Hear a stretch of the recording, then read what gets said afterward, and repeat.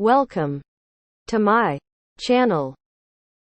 Menempatkan kolom struktural. Halo semuanya, kembali lagi dalam materi pembelajaran Autodesk Revit mengenai struktur suatu permodalan bangunan.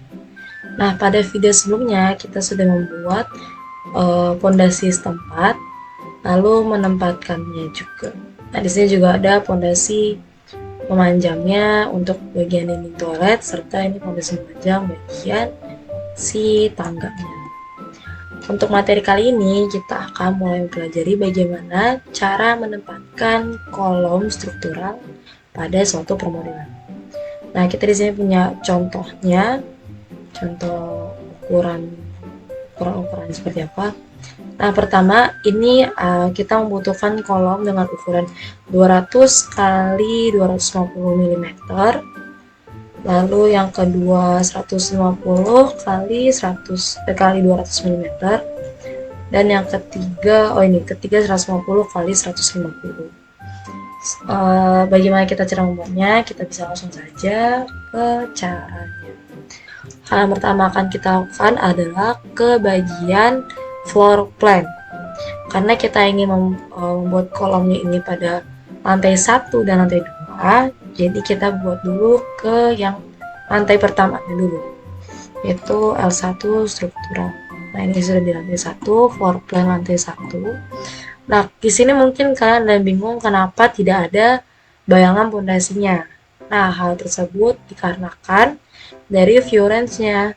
Caranya untuk men-settingnya itu, pastikan kalian tidak sedang men-select apapun. Misalkan saya men-select grid, nah maka propertiesnya dia akan beda. Nah, pastikan dulu kita nggak men-select apapun. Lalu kita lihat bagian propertiesnya ini, kita scroll, cari sampai ketemu view range. Jika sudah, kita klik edit. Nah, kita pilih yang ini, view depth-nya level below atau pondasi. Nah, kita klik OK. Baik, setelah sini langsung muncul ya bayangan-bayangan pondasinya.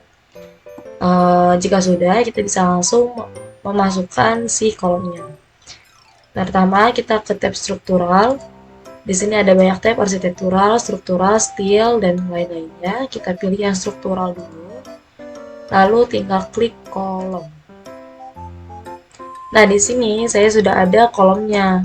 Namun, jika kalian belum ada, kalian bisa load family-nya dulu.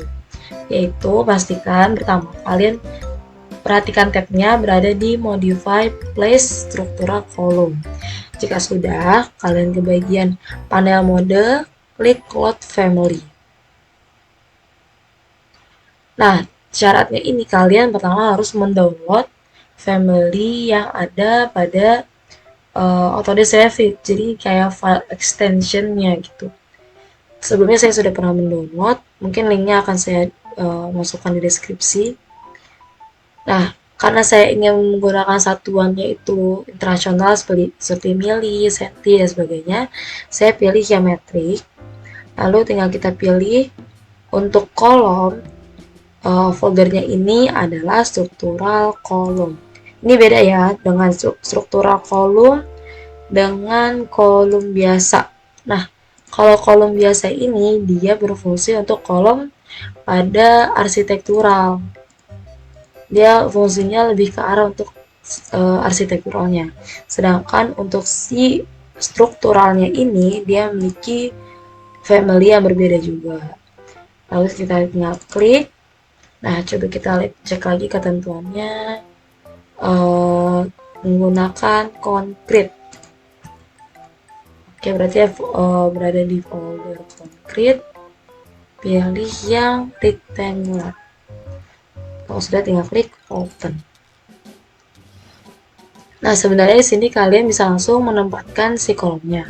Namun, karena kita ingin membuat 3 jenis ukuran kolom yang berbeda, kita bisa nih, pertama kita cek di properties, kita pastikan kalau kita sudah memilih si kolom konkret rectangularnya.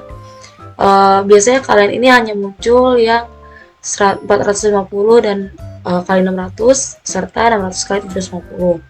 Nah, kalau yang dari 150 ini mungkin saya sudah ada karena saya sudah membuatnya terlebih dahulu. Namun, jika kalian memang belum ada, klik dulu salah satunya, terserah mau yang 450 atau yang 600, pilih salah satu. Lalu kalian edit type. Setelah di edit type, kalian duplicate, lalu beri nama. Bernama ini saya menggunakan nama tadi 150 kali 200 mm gitu. Nah, selanjutnya kalian bisa edit di sini di dimensionnya. B itu adalah lebar. Nah, kita bisa cek di previewnya.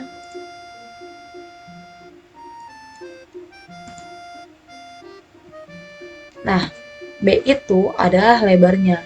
Jadi saya ingin lebarnya ukurannya 150 kali 200, maka B-nya ini 150, ini 150, dan ke bawahnya ini 200. Kalau sudah, tinggal kalian oke. Nah, selanjutnya ini kalian bisa langsung buat dengan ukuran-ukuran yang kalian inginkan atau dengan sesuai ke bentuknya. Nah, selanjutnya kita tinggal menempatkan si kolom-kolom tersebut. Coba kita kembali lagi ke ketentuannya.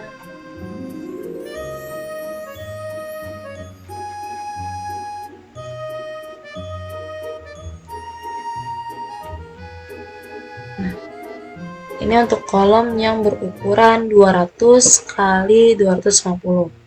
Nah, letaknya ada di sini. Mungkin kita bisa mengikuti dari peletakan pondasinya ya. 100, 200 kali 250. Tinggal kita klik. Oh, sorry. Jadi, ketika kalian ingin menempatkan suatu kolom, kalian harus memperhatikan bagian modify ini, bagian option bar. Nah, di sini ada depth, ada pondasi. Depth ini maksudnya ketika kalian klik, misalkan saya klik nih di kolom 2, di kolom berapa nih? C2. Saya klik di kolom C2 dengan tulisan depth dan pondasi. Ketika saya klik, muncul notifikasi bahwa pada permodalan ini, pada tampilan ini tidak terlihat kolom yang sudah dibuat. Jadi coba kita lihat di 3D-nya. Nah, dia sebenarnya ini muncul ada kolom, tapi munculnya itu ke bawah bukan ke atas. Tadi kan kita kliknya itu di L1, di lantai 1 nih. Di C2, di grid C2. Lalu karena tadi kita settingnya itu yang depth dan pondasi, ke arah pondasi, maka dia akan terbacanya bahwa startnya ini dari level 1, dari lantai 1. Dan N-nya ini, dia ini menjadi kedalaman dengan batasnya itu ke bagian pondasi. Oke. Nah, sama saja seperti kalian, misalkan contoh lagi saya di lantai 2, di L2. Ini L2, lalu saya klik kolom, lalu saya setting ini depth juga, namun saya settingnya ini kedalamannya mencapai ke pondasi. Coba saya klik di salah satu kolom, lalu lihat bagian 3D. Nah, ini sudah terlihat ya, bahwa kolom yang terbentuk ini berada pada, tadi kita bikinnya di lantai 2, ini struktur lantai 2, dan mencapai ke pondasi dia ke dalam. Bisa dipahami.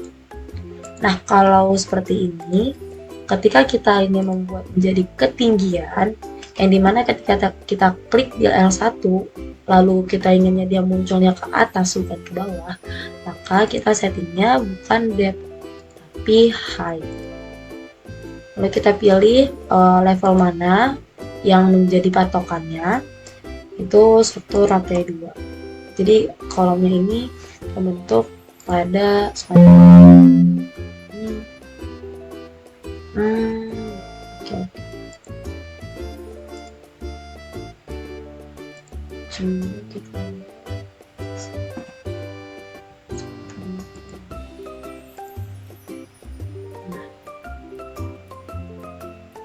buat lagi dan di sini. Nah, di sini ada fitur juga pada menempatkan kolom, ada add grid dan add column. Add grid ini coba kita klik. Nah, dia ini akan membentuk suatu kolom pada grid yang terselect. Syaratnya ini kita harus klik dua grid yang berpotongan. Nih, misalkan saya klik grid nomor 4. Lalu saya akan klik grid yang A. Nah, ini mulai ada bayang-bayangan tadi agak kereng. Kalau ketika saya checklist, maka akan muncul kolom pada grid A4. Coba saya checklist, lihat 3D-nya, dia muncul. Kita bisa lakukan hal yang sama. Nah, ini bisa multiple ya, bisa kita nggak harus select satu-satu, tapi nggak harus satu-satu klik persimpangan checklist nggak. Tapi kalau misalkan memang majemuk, memang langsung multiple banyak, dan misalkan saya mau di grid C4 dan E4, berarti yang saya klik ini ada di 4, lalu jangan lupa klik Ctrl C, lalu klik lagi klik E. Checklist, kita lihat lagi 3D. Oke, aman ya. Bisa kita langsung lanjutkan.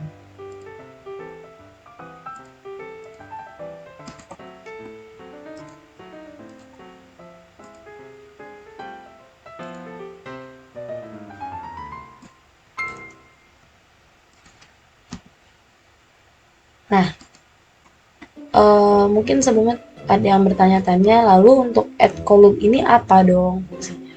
Nah, add column ini dia berfungsi ketika kalian sudah membuat suatu permodalan arsitektur yang dimana terdapat kolom arsitekturnya. Jadi kan kita pasti membutuhkan suatu struktural kolomnya gitu kan, untuk penulangan atau sebagainya. Jadi kita bisa langsung menempatkan kolom struktural pada kolom arsitektural seperti itu. Yang lantai satunya sudah, lalu kita coba cek lagi ini kolom 150. Ini kolom 150 kali 200, berarti di lantai 2. Ini mungkin tampilannya agak sedikit mengganggu ya. Ini bisa kita hide dulu, and di type associate setting.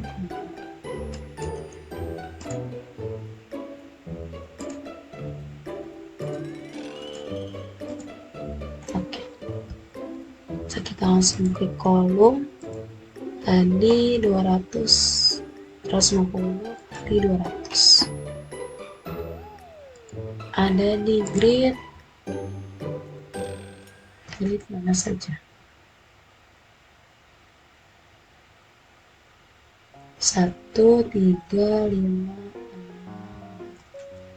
1, 3, 8, 1, 3, 5. Lalu A, C, E, A, C, E.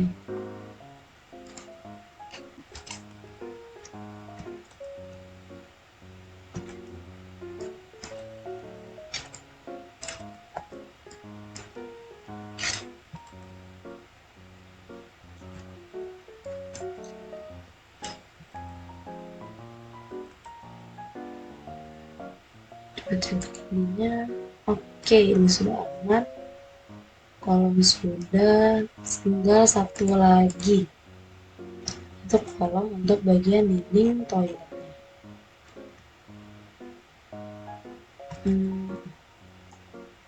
Lantai 1,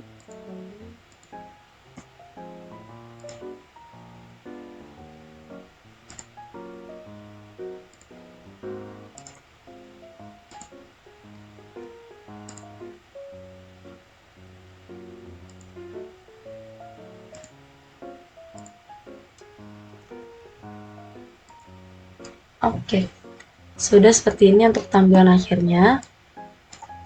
Sekian untuk materi kolom pada hari ini. Wassalamualaikum warahmatullahi wabarakatuh.